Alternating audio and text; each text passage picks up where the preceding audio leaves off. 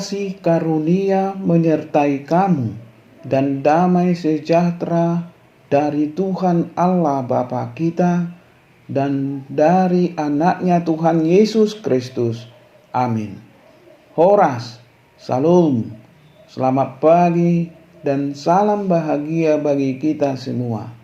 Salam sehat dan tetap semangat. Tak ada yang mustahil bagi Tuhan. Yesus Kristus sangat peduli dan mengasihi kita. Sahabat yang baik hati, selamat menyambut Natal. Marilah kita menggunakan waktu sejenak untuk berdoa, membaca, dan merenungkan firman Tuhan sebagai sumber kekuatan, inspirasi, dan motivasi bagi kita.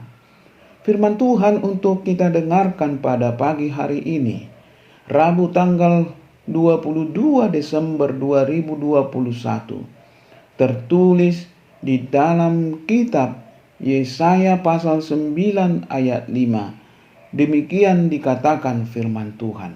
Sebab seorang anak telah lahir untuk kita, seorang putra telah diberikan untuk kita. Lambang pemerintahan ada di atas bahunya, dan namanya disebut orang Penasihat Ajaib, Allah yang perkasa, Bapa yang kekal, Raja Damai. Molo di bibelta di dogma songonon, ainunga tubu di hita sada poso-poso, di leho tu hita sada anak, papetu abarana dosogot harajaon, jala bahenon na guarna, si partahi halongangan, si ulu balang ni debata, ama sa leleng-leleng na, raja ni hadameon. Ima sahatna hata ni tuhata.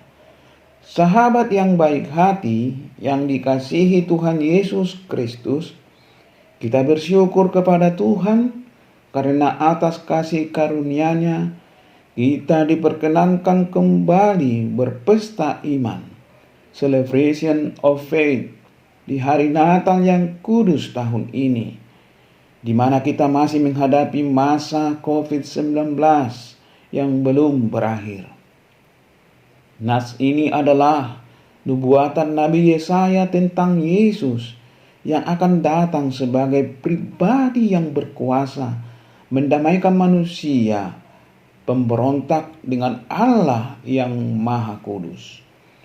Nubuatan ini disampaikan pada abad ke-8 di tengah hidup dan ketaatan umatnya yang palsu, di mana seluruh lapisan masyarakat dari level tertinggi sampai terendah sama sekali tidak takut akan Tuhan.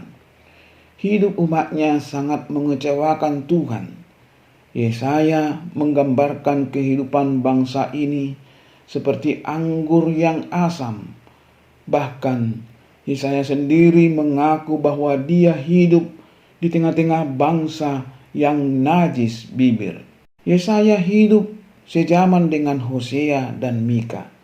Mereka bernubuat selama ekspansi atau perluasan kerajaan Asyur yang diizinkan Tuhan menjadi alat pendidikan bagi bangsa pilihannya oleh karena ketidaktaatan, kemerosotan rohani, dan kebobrokan moral bangsa ini.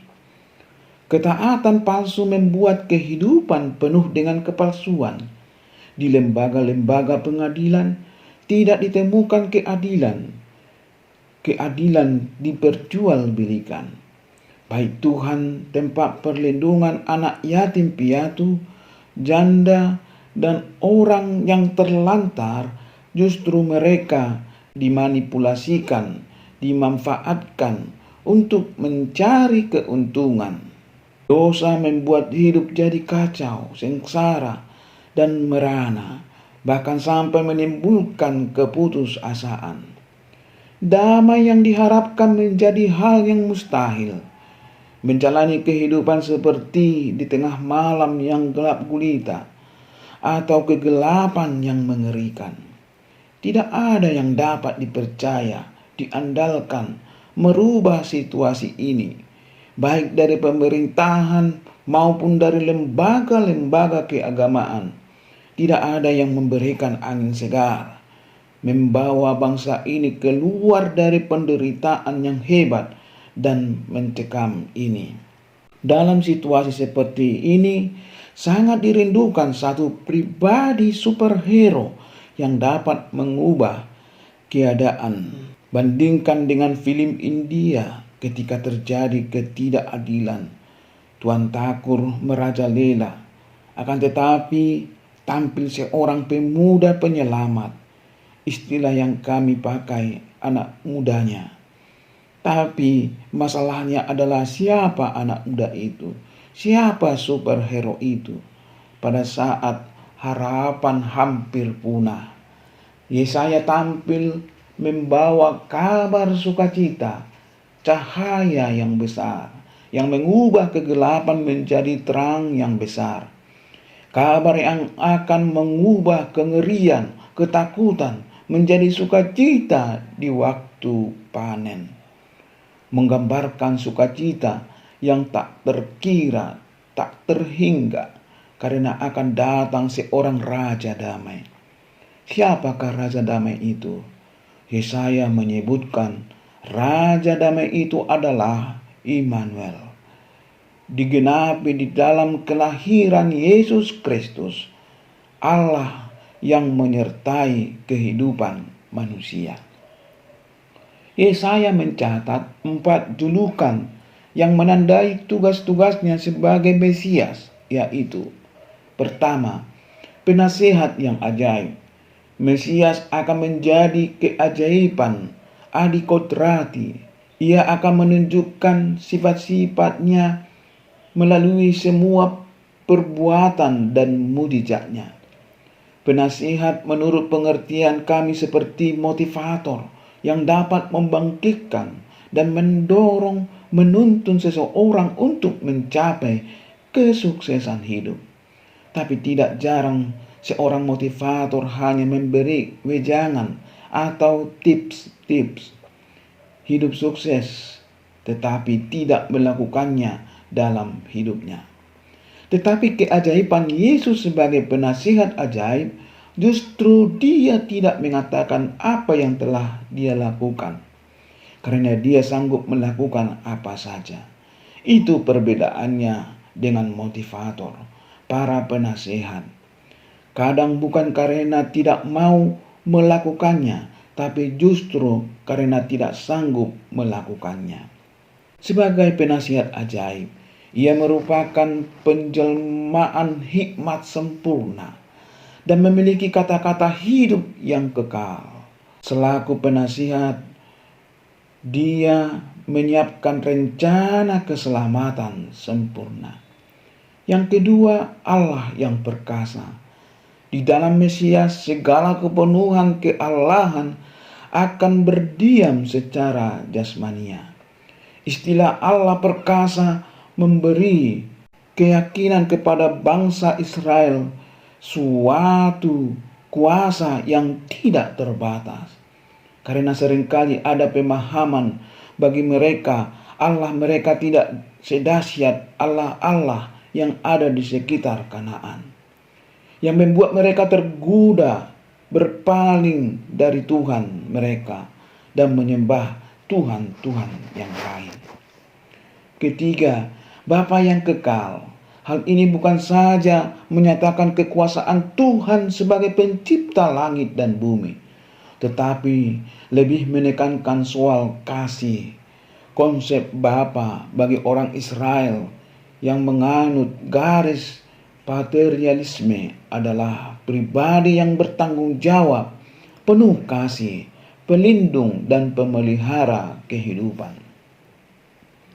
Sebutan Mesias sebagai Bapa menunjukkan bahwa Tuhan itu mudah didekati. Bahkan bukan saja Tuhan yang bisa didekati, tetapi justru Dia sendirinya terus berinisiatif untuk mendekati umatnya. Inilah yang disebut Immanuel, Tuhan beserta kita, Tuhan yang ada dan hadir di tengah kita. Hal ini juga memberikan paradigma yang baru kepada umat Israel tentang hubungan mereka dengan Tuhan yang mereka sembah, yaitu seorang pribadi yang jauh, transcendence, terlalu agung, kudus, dan mulia untuk didekati. Keempat, Raja Damai. Pemerintahannya akan membawa damai dengan Allah bagi umat manusia melalui pembebasan dari dosa dan kematian. Raja damai itu sejajar dengan kata sumber damai, pusat damai, pemilik damai, penguasa damai. Terminologi katanya mungkin bisa kita ibaratkan dengan raja hutan atau penguasa hutan. Artinya setiap pribadi yang mau mendapatkan damai datang dari hiduplah dengan Raja Damai. Biarkan Raja Damai itu tinggal dan berkarya dalam hidup kita. Jangan cari damai di luar Dia. Kita tidak akan menemukannya karena Dialah Raja Damai, pemilik damai itu. Raja Damai berarti juga Raja Salom, yang artinya Raja kemakmuran, ketentraman, dan kesejahteraan. Damai yang diterjemahkan dari kata Salom berarti sejahtera, lahir, dan batin. Keempat nama yang dimiliki oleh Mesias ini adalah sumber sukacita kita dalam merayakan tahun ini. Jadilah duta-duta pendamaian. Biarlah damai itu yang bergulung-gulung seperti ombak di laut, seperti air mengalir, tidak pernah kering. Salam damai dan selamat Natal. Amin. Mari kita berdoa. Ya Allah, Bapa kami yang bertata di dalam kerajaan surga, Allah yang datang sebagai juru selamat kami melalui anak-Mu Tuhan Yesus Kristus Tuhan kami. Tuhan sebagai penasihat ajaib, Allah perkasa, Bapa yang kekal, Raja damai. Inilah sukacita kami untuk menyambut hari kelahiran-Mu, Natal, yang akan kami rayakan pada tahun ini. Berkati kami Tuhan, selalu Tuhan berikan kami kebahagiaan, kesehatan, damai sejahtera dari Tuhan. Terimalah doa kami ini.